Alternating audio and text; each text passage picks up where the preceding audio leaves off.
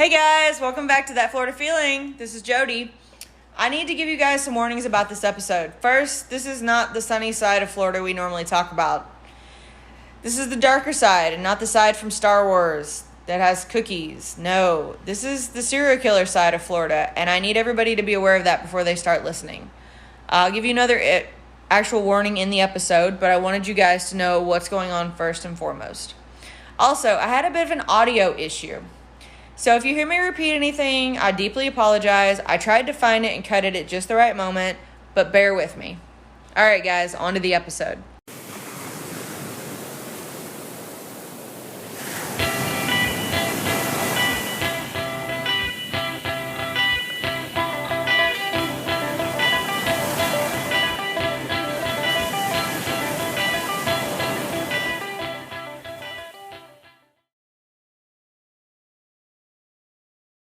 Hey guys, welcome back to That Florida Feeling. How are you guys? You good? I hope you've had a good week. It's been a week. Thanks for everybody who liked, followed, or participated on the Facebook page and group, Instagram page, and Twitter. Thanks to everybody who participated in the weekly question. You guys are simply amazing. I love that you guys interact. Don't forget to like, subscribe, or whatever it is you do on whatever platform you choose to listen on. Thanks for listening, and thanks for keeping up with it. So turn on those notifications so you don't miss any awesome episodes.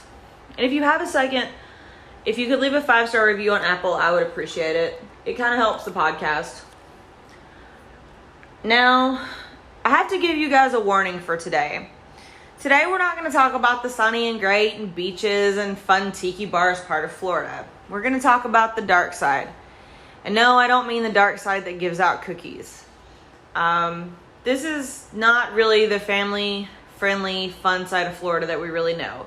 And no, I'm not talking about, like, OBT in Orlando or Polk County or even really Florida Man at this point. I mean the real dark side of Florida. The side of Florida that people have heard about but don't really know about. And that's that Florida has actually been home to quite a few serial killers. That's right, a few. Not one, but a few. And even a few of them are famous. Or is that infamous? Okay, either way, though, you've heard of them. And today, we're going to talk about those that you know of and some that slip just below the radar that you haven't heard of. So, this is part 1 of Florida serial killers. And I figured this was a good intro for October being spooky month. This is not so much spooky as it is just plain right dark and down. So that's your warning. If you don't like this stuff, please do not listen past this point. It's not going to get any friendlier or fun or happy. This is going to be dark. It's going to be gory. It might have trigger warnings. So I really don't blame you if you want to skip until we talk about the sunny side of Florida. Maybe even past October. But I just want to let you know that we're going to talk about these people, their crimes, and their victims and what they did. And there's going to be details. And there's probably going to be details you don't want to hear about. You've heard of Ted Bundy and Eileen Wuornos, and they famously committed crimes in Florida. But, surprise guys, there are so many more. So with that, we're going to start talking about Florida serial killers. And the first person I want to talk about is Danny Rolling, or as he's known as the Gainesville Ripper. Anybody with the name Ripper in their name is just automatically, a bad person. Daniel Harold Rolling was actually born on May 26th in 1954 in Shreveport, Louisiana. So not born in Florida, but decided to kill in Florida. And he wasn't born into the happiest family, which honestly seems like a theme for serial killers. I don't know about you guys, but they didn't all come up in like happy-go-lucky families. Rolling was born to Jane Rolling, who was a police officer. Jamie, sorry. Woo, just reading things now. So Jamie Rolling, who was a police officer, and he pretty much told Danny from the beginning he didn't want him. It's a great way to grow up, right? And the wonderful human being that was his father also abused Danny's mother, Claudia, and his brother, Kevin. And Claudia tried to report her husband and made several attempts to leave, but ultimately stayed with her husband. And I'm sure back then, since he was a police officer, it was hush-hush and under the radar. Sorry, guys, my cat just went crazy. I'm not sure if it was for her children that she stuck around, but she still stuck around. So it's safe to say that Danny didn't grow up in the greatest household, or the safest. One time his father even pinned him to the ground, handcuffed him, and had him arrested because he was just simply embarrassed of him. great way to boost self-confidence in your children. So, we can agree he grew up in a less than ideal situation. And eventually that turned him into a criminal himself. He was arrested several times in Georgia for robberies and being caught as a peeping Tom while watching unknowing women get dressed. He also had trouble assimilating into society, holding steady jobs, and of course keeping out of trouble as he continued to get older. And he continued to have problems with his father. He even attempted to kill his father in a fight which resulted in his father losing an ear and an eye. Make your own assumptions whether his father deserved it or not. So Danny continued his life of crime and eventually ended up in Florida. August of 1990 is when Rolling really started his criminal life here in Florida. He started with burglary and robbing and eventually murdering in Gainesville. And that would brand him the serial killer that we know him as today. He first broke into an apartment in the early hours of August 24th that was shared by 17-year-old Sonia Larson and Christina Powell. He burglarized the house while the women slept before he stabbed Powell to death, and she died while trying to fend him off. He then went back downstairs to Larson. He tied her up, raped her, and then he stabbed her 5 times in the back. And not because he just decided that he couldn't just kill them, he then proceeded to position the women in sexually provocative positions, took a shower, because you don't want to leave dirty, and then left the apartment. Now, he was able to keep a low profile in these crimes because he preferred duct tape and would tape their mouths shut so that they couldn't scream or draw attention to other people, so that people wouldn't realize that he was doing these crimes. But he couldn't stop. So the next day, on August 25th, he broke into the apartment of 18-year-old Christina Hoyt by prying open the sliding door with a K-bar knife, which is essentially a combat knife, and a screwdriver. Now, of course, guys, side note, if you've ever lived in an apartment, you've probably had a sliding door, and you probably know that there's a bar that now comes on the door, or you've put a bar in to add to security to that track, because they're not the most secure doors. And he found that this was the easiest way to slip in and out of these places. Of course, when he broke into this house, he found that she wasn't home at the time, so he waited.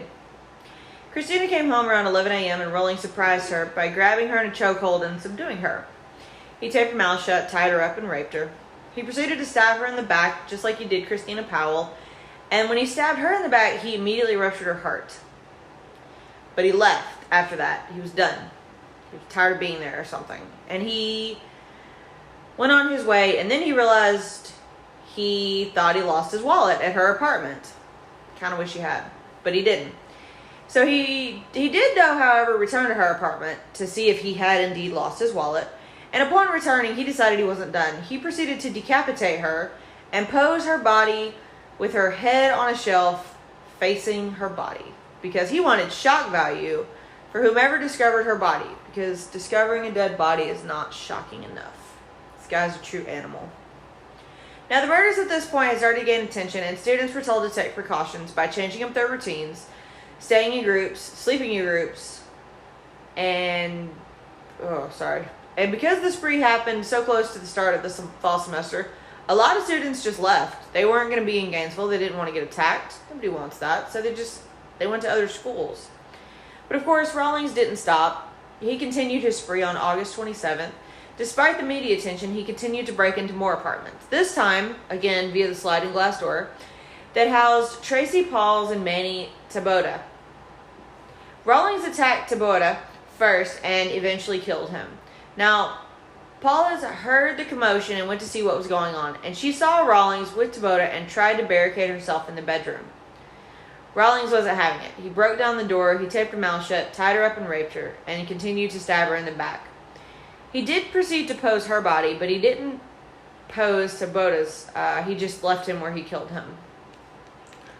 Now, Rawlings did have a type he preferred. He preferred to kill petite Caucasian women with brown hair and brown eyes. Of course, Taboada being the exception. I kind of wonder if that's what his mom looked like. If he was taking it out of his mom. Anyways, the police didn't have any suspects to go on at first. One was a UF student with a history of mental illness and bore scars from a car accident, which was pictured on all the media outlets used when the police were talking about him and another suspect. Okay, side note, that is the stupidest crap ever. I really hate when police show who they're talking about, because then it just vilifies this person even if they haven't done anything. Sorry, that bothers me. But anyways, back to Danny Rolling. Sorry guys, my cat wants in a cabinet. that nothing is in. But the police eventually publicly cleared both the suspects after Rawlings was arrested. Now, the police having few suspects really didn't help this case. And it really didn't go anywhere until the Louisiana police were tipped off and then tipped off the Florida police about an unsolved triple murder that occurred in Shreveport in 1989. Now, the unsolved murder really raised eyes because the detectives noted similarities between the Gainesville murders and the murder of 55-year-old William Grissom and his 24-year-old daughter Julie and the 8-year-old grandson Sean. Now, the family in Louisiana was attacked in their home as they prepared dinner, and Julie's body had been mutilated, cleaned, and of course posed, which was similar to the victims in Gainesville. And the murder had used the same method in both, which included the use of duct tape, posing the victims, vinegar to clean the bodies, and of course the sliding glass door. Now, the fluids found at the Shreveport crime scene and the ones found at the Gainesville crime scene actually found that both murderers had the same blood type, which is type B. And a resident in Shreveport actually called Crime Stoppers to report that they had thought that it might be Danny Rawlings that had done both of these murders. And they had seen a news report talking about the string of murders in August of 1990 when they were traveling through the Florida Panhandle, and it immediately brought Danny Rawlings to their mind.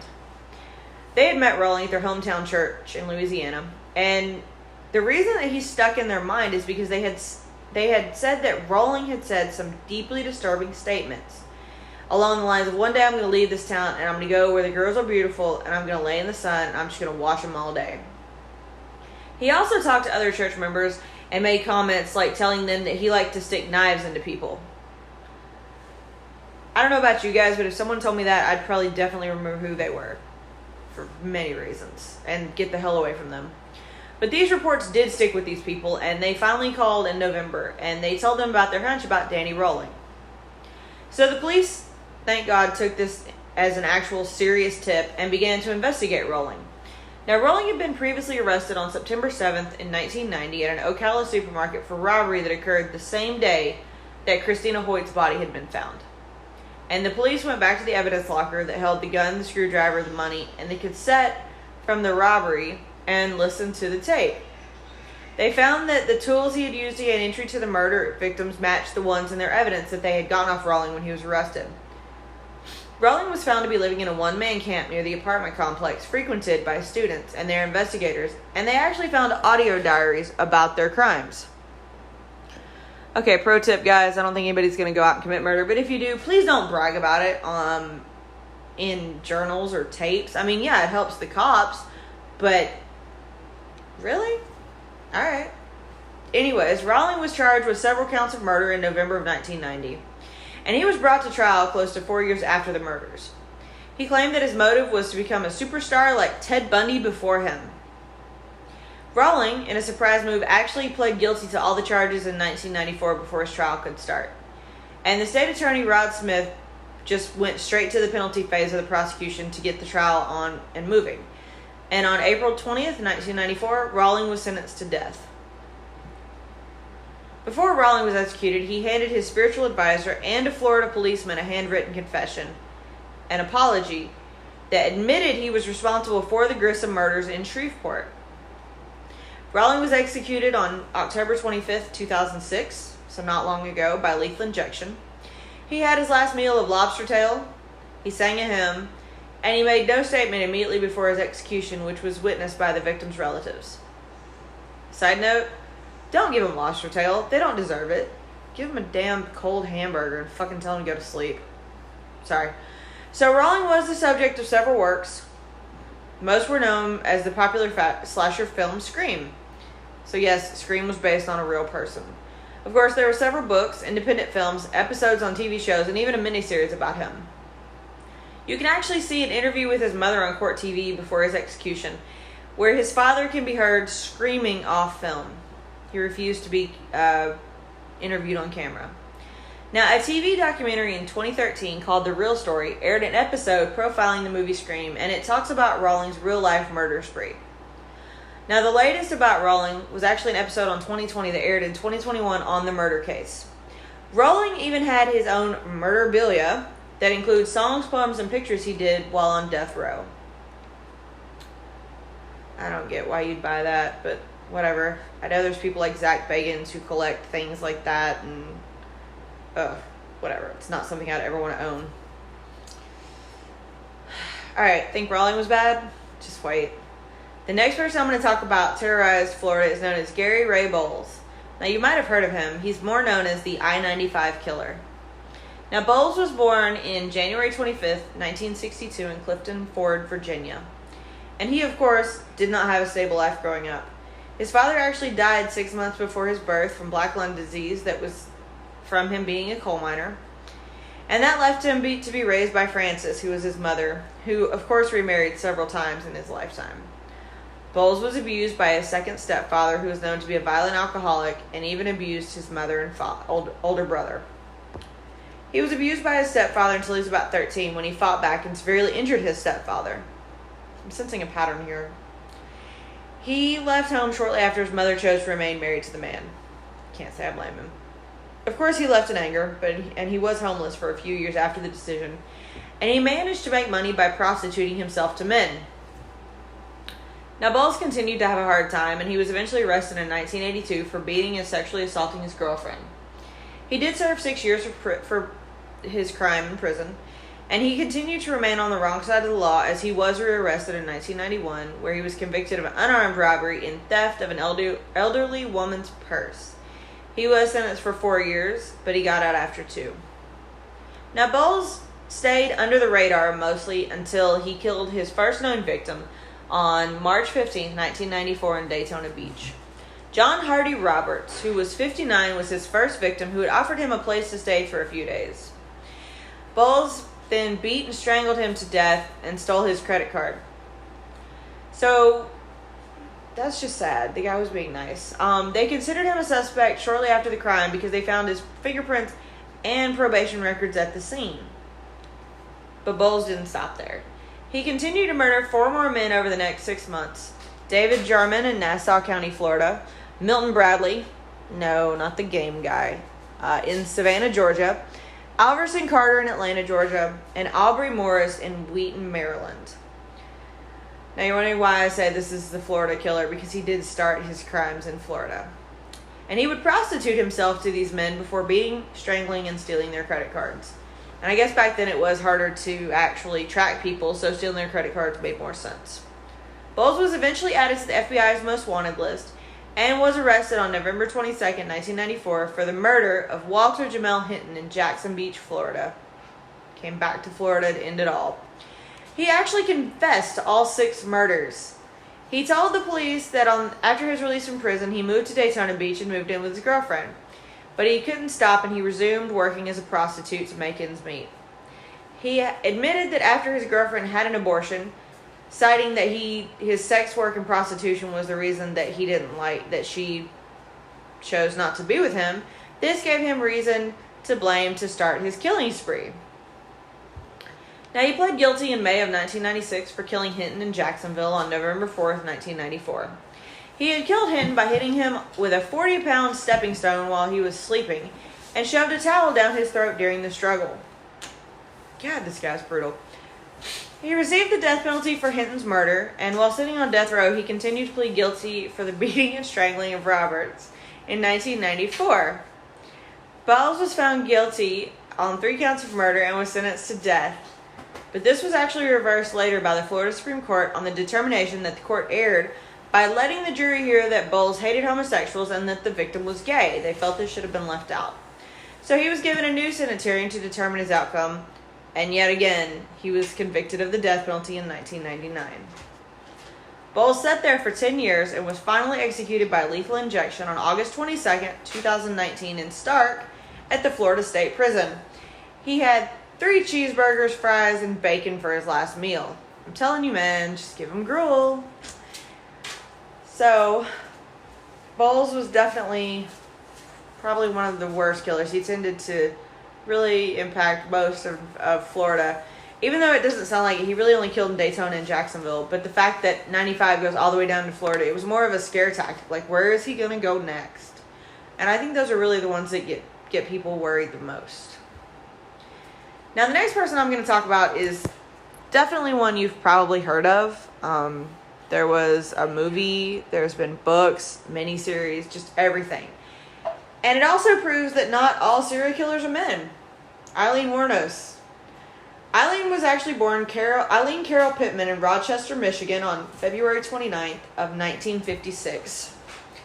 Eileen's mother, Diane, was only 14 years old when she married Eileen's father, Leo, who was also only 16 at the time in 1954. Eileen's older brother had been born a little bit before in 1955, and while pregnant after only 2 years of marriage, Diane filed for divorce 2 months before Eileen was even born. She never met her father, and that's because he was in jail at the time of her birth. He was actually in jail for sex crimes against children and committed suicide in prison in 1969 by hanging himself. Now, Eileen was actually abandoned by her mother in 1960 and was left with her maternal grandparents, Laurie and Britta Wuornos, who eventually adopted Eileen, which is how she got her last name, and her brother Keith in March of 1960. Sad thing is, these people were both known to be alcoholics. Again, someone else who didn't have a great upbringing. Eileen actually started engaging in prostitution by the age of 11 for cigarettes, food, and drugs while she was at school. She was also known to have sexual activity with her brother and claimed that her alcoholic grandfather sexually abused and beat her as a child. She unfortunately became pregnant at the age of 14 after being raped by an accomplice of her grandfather, and she did give birth to a boy at a home for unwed mothers on March of 1971. The child was placed up for adoption. Now, Eileen eventually dropped out of school around the time her grandmother died of liver failure, and she was thrown out of the house not long after, so that caused her to turn to full-time prostitution to support herself. She ended up living in the woods near her old house. She just sounds like she had an awful life, guys. Now, she had her first run-in with the law in May of 1974 in Jefferson County, Colorado, after driving under the influence, disorderly conduct, and firing a weapon from a moving car. She was then charged with failure to appear. Not one to stay where she was, she ended up hitchhiking to Florida in 1976, where she met 69-year-old Louis Gratz Fell, who was Yacht Club president. Alright, side note, if you've ever seen the movie with Charlize Theron, I just don't get how she managed to get a yacht club president to fall in love with her if she looked like that. Sorry, side note, back to the point. But they were married. She did get him to marry her, and Eileen continued to get in trouble at the local bar, and she was even jailed for assault. Fell got tired of her crap and eventually got a restraining order on her after she hit him with a cane, just his own cane, not a cane, his own cane, just a few weeks into their marriage. She said screw it and going back to Michigan. Didn't work for her and she didn't stay out of trouble. She arrested in Antrim County and charged with assault and disturbing the peace after throwing a cue ball at a bartender's head. That's a new one.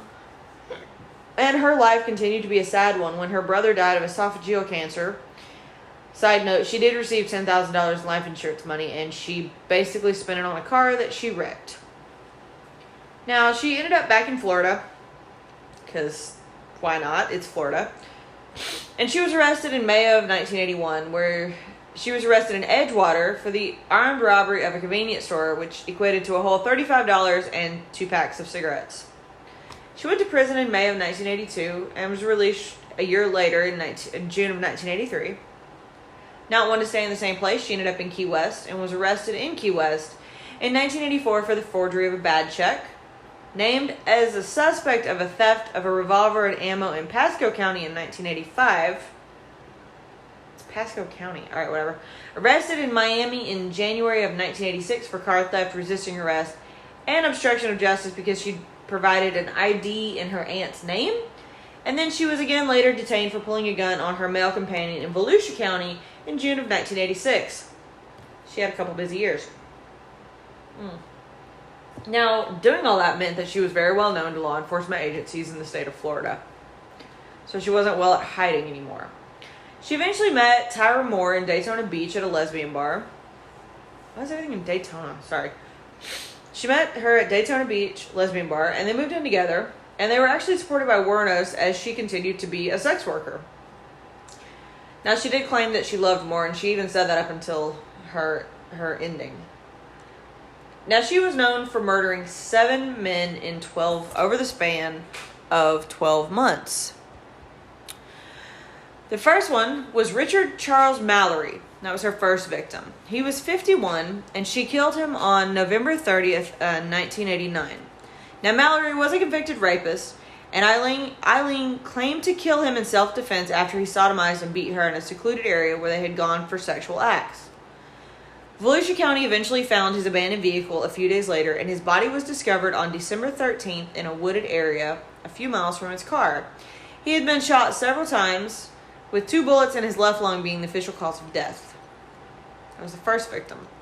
The second victim was David Andrew Spears. He was 47, and he was declared missing on May 19th, 1990, and his naked body was found on June 1st, 1990, off of US 19 in Citrus County. He had been shot 6 times. I mean, that's overkill. The third victim was Charles Edmund Carskadon.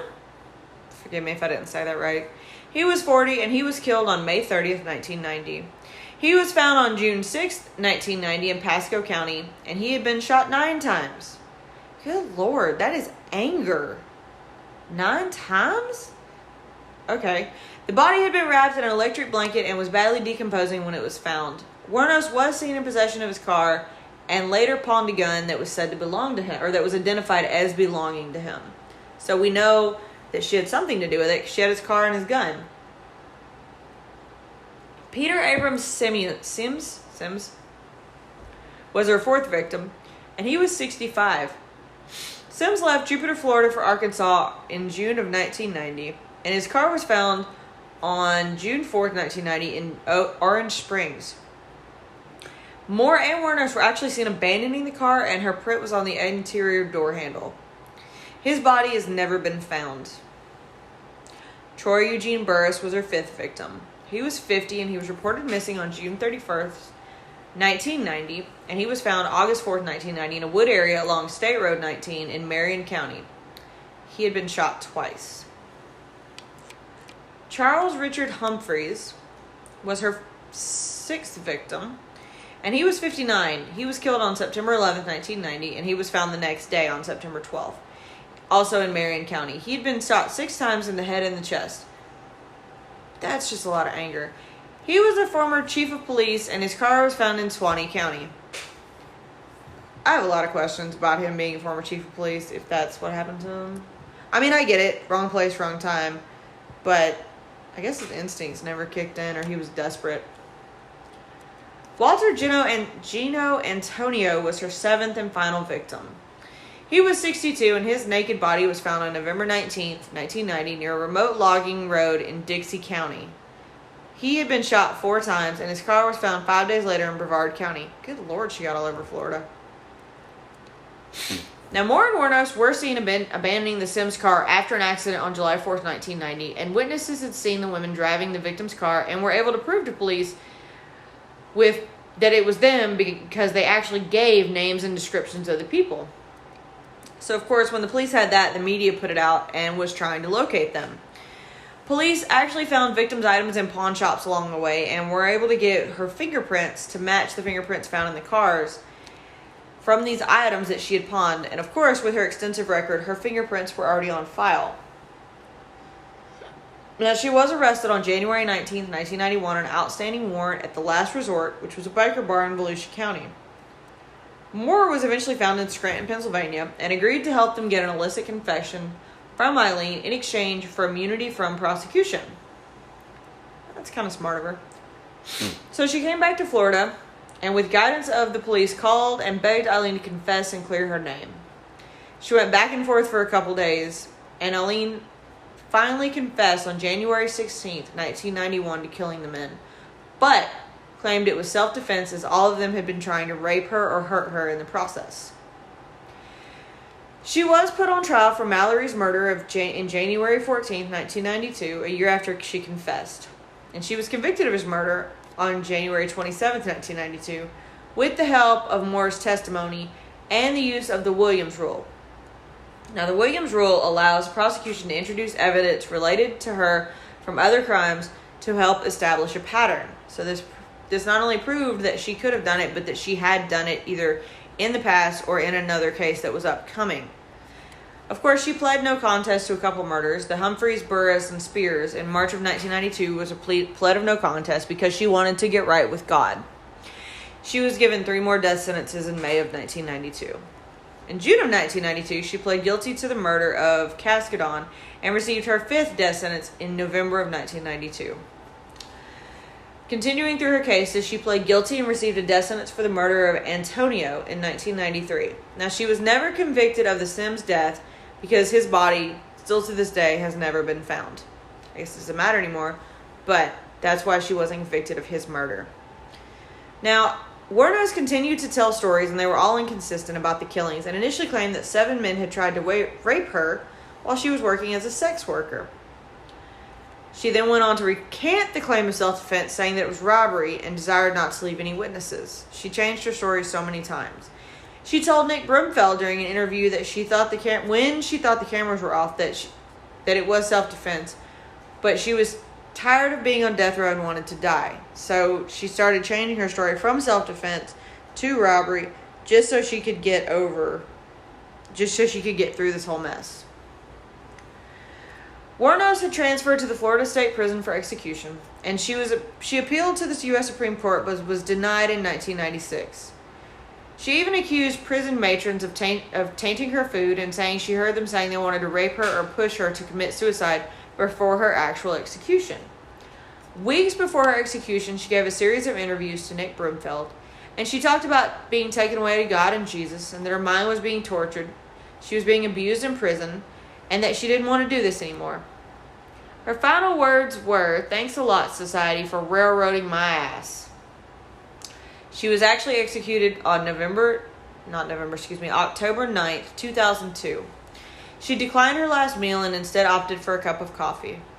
She was the 10th woman to be executed in the U.S. and only the 2nd in Florida. She died at 9:47 a.m. and was cremated. Her ashes were scattered in an unknown place in Michigan by a childhood friend.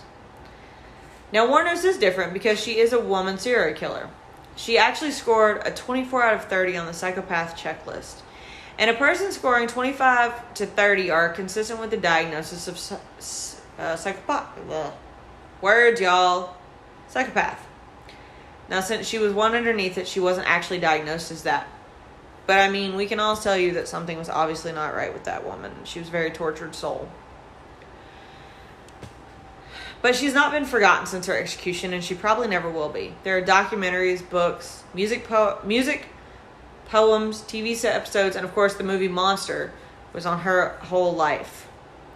It was also just announced that the prequel to Monster called American Boogeyman will be made. I don't know if I want to see that or not. Monster was good, but... Now, she is considered to have had psychopathic personality, and her hard life was said to irrevocably damaged her. We all know that she didn't have the best growing up. And she had lost most of the people in her life.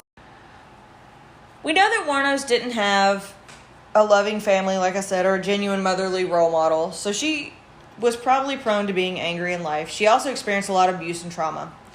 She was said to have developed a borderline personality disorder, and that was the way she disassociated with the traumatic world around her. She didn't make an impact just in Florida, but really on the whole world. People still study her case today as kind of like a footnote, or even to compare to see among other serial killers. It's just something that you look back to the past to try and predict the future. Now, the next person I'm going to talk about is Bobby Joe Long. Long was born on October 14th, 1953 in Canova, West Virginia. He was born to Joe and Louetta Long, and he was born with an extra X chromosome.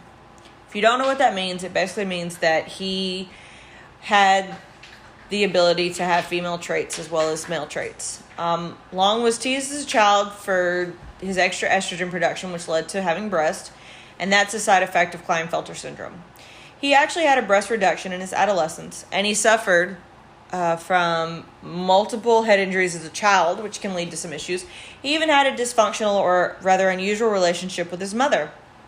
He slept in her bed until he was a teenager, and this even caused him to resent all of her boyfriends. He went on to marry his high school girlfriend in 1974 and had 2 children with her. He couldn't stay with her, though. He actually divorced his high school sweetheart in 1980. Now, Long actually committed 50 rapes as the classified ad rapist in Fort Lauderdale, Ocala, Miami, and Dade County. He started this about 1981, and he would contact women through the Penny Saver and other classified ads. He would visit the woman, and if he found her alone, he would excuse himself to the bathroom, where he would take out his so-called rape kit and then rape and rob the women. He was tried and convicted for rape in 1981, but after requesting a new trial, the charges were later dropped. He knew he couldn't stay in one area after that, so he moved to the Tampa Bay area in 1983. And of course, in 1984, not being able to stay out of assault, he managed to rape and strangle 20-year-old Elisa Wish in March. Unfortunately, her body was not discovered until November of 1984. Now, he continued his horrific crimes by abducting, raping, and murdering at least 10 women in the Tampa Bay area, thought to be the Hillsborough, Pinellas, and Pasco counties area. The investigation caused massive agency cooperation and large amounts of media from it, and this included help from the Hillsborough Sheriff, the FBI, Tampa Police, Pasco Sheriffs, and the FDLE. The bodies of victims were usually found long after the murders, and decomposition had taken over at that point. So identification made it a little bit harder. They were usually found near rural roadsides and dragged into the woods as to conceal that there was even a person there. Now, he appears to have targeted vulnerable women that included abducting them while they were walking alone or by sex workers by persuading them to get in his car where he would rape and torture them. Of his 10 victims, 5 were known as sex workers and 2 were exotic dancers. The rest made up a factory worker, a student, and 1 with an unknown occupation. Now, he would even continue his classified rape ads when he wasn't murdering, and he attacked 33-year-old Linda Nuthall in her home. Now, November of 1984 is when Long abducted 17-year-old Lisa McVeigh. She was walking home after her double shift. He blindfolded her and took her home. She, being aware of the danger she was in and probably having heard of him, she proceeded to attempt to leave as many fingerprints in his house as she could to help any future police investigations. After 26 hours, Long released her, and she was able to tell investigators information on his home, his car, and a time where she even heard him use the ATM machine. This information was super helpful and actually led police to identify Long and caused him to be arrested on November 16th of 1984. He was arrested outside a movie theater and initially only charged with sexual battery and kidnapping of Lisa McVeigh. Now, he did admit to the crimes about McVeigh, but police continued to question him about the unsolved sexual battery and homicides. He then refused to talk anymore. The only problem was that when Long was first questioned, he was questioned and he agreed to sign a Miranda waiver, which meant that if he asked for a lawyer, he didn't have to give one because he had already agreed to talk. So police knew that they could continue to interrogate him even after he had asked for a lawyer. He never got his lawyer. He had signed that waiver. And thanks to the police being persistent and not giving up, he eventually confessed to the 8 murders. 8 in Hillsborough County, or 8 murders in Hillsborough County and 9 total, so 1 extra in Pasco County. Now, McVeigh was his only surviving victim, and thanks to her and the police, they were able to link other victims to him. Red carpet fibers were found on the other victims that matched the ones in his home, his car, and on McVeigh. Now, Long eventually pled guilty on September 24th of 1985 to 8 homicides, the rape and abduction of McVeigh. He received 26 life sentences without parole. Now, the state retained the ability to seek the death penalty for the death of Michelle Sims, the one he had killed in May of 1984. He eventually was convicted of her death and received a death penalty, and it was supposed to be via the electric chair. Now, the death warrant was not signed until April 23rd of 2019 by Ron DeSantis, Florida's current governor, and he was finally put to death, not by electric chair, but by lethal injection at that point, on May 23rd, 2019. That is 30 years after his conviction. He ate his final meal at 9:30 in the morning of roast beef, bacon, fries, and soda, and he was pronounced dead at 6:55 after making no final statement. Documentaries and TV movies have been made about his crimes. I remember this guy.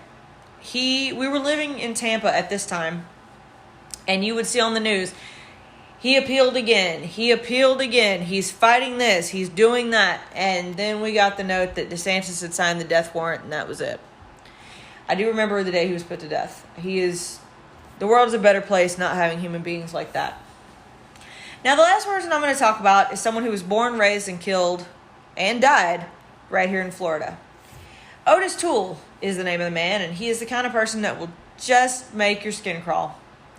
Toole was born and raised in Jacksonville, Florida, and he, again, follows the pattern we've talked about. He grew up with an abusive mother. She actually dressed him in little girl's clothes and called him Susan after his alcoholic father had abandoned the family at some point. He made claims as a young child he was the victim of sexual assault and incest at the close hands of his relatives, that his maternal grandmother was a Satanist who exposed him to the rituals and practices in his youth that included self-mutilation and grave robbing. He even got the nickname Devil's Child from her. Way to instill self-confidence.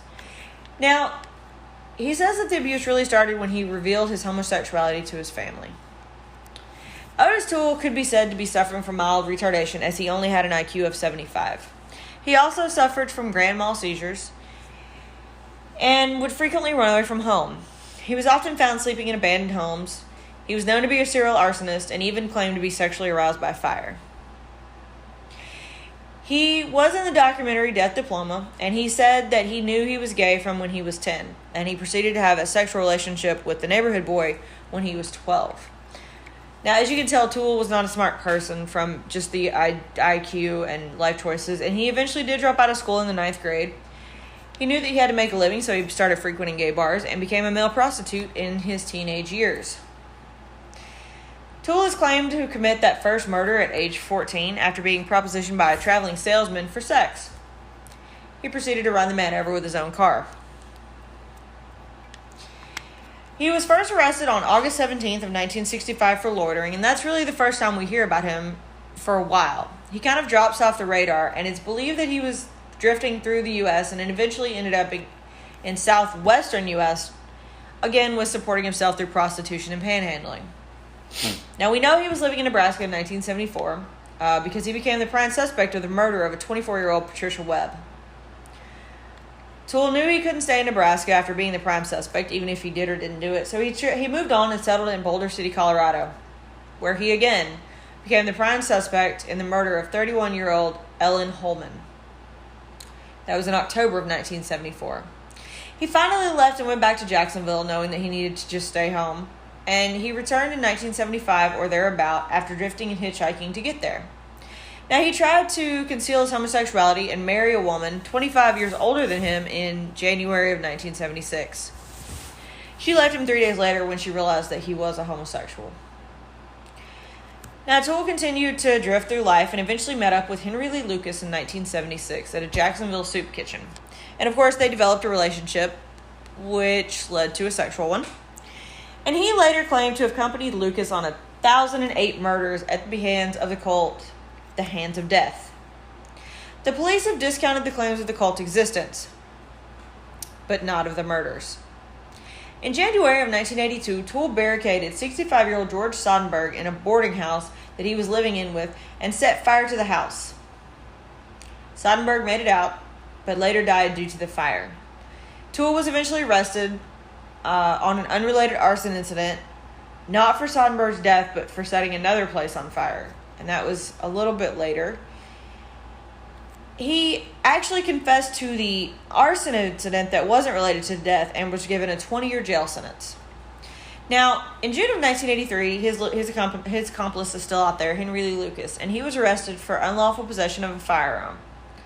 Now, as he was arrested, he began to boast because he just couldn't keep his mouth shut and told about the murderous rampage these two men went on.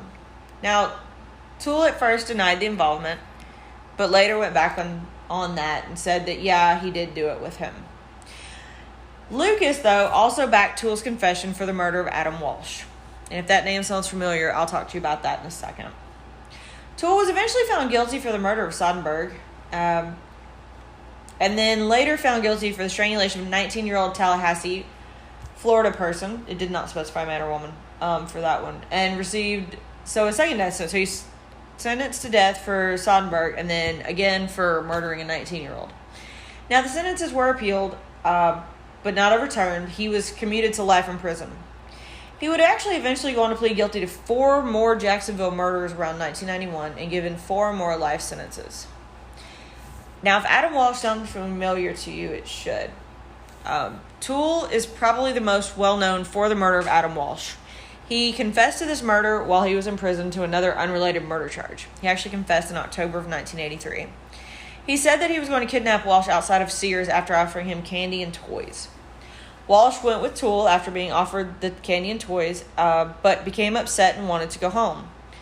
Toole didn't know what to do, so he knocked Walsh out after he wouldn't stop crying. Having no idea what to do with this child, he eventually pulled over to a rural area where he decapitated him and left the body on the side of the road. He later found the head in his car, having claimed to have lost it, and threw it in a canal. The police lost Toole's impounded car and machete, therefore not proving it, but John Walsh, Adam's father, believes that Toole did it. Okay, can we just talk about the fact that the police lost an entire car? Not like one piece of evidence, but an entire car. Now, of course, the severely lost car hindered the investigation and really kind of just took the suspect away. But it was always thought to that Toole was the main suspect or the only suspect.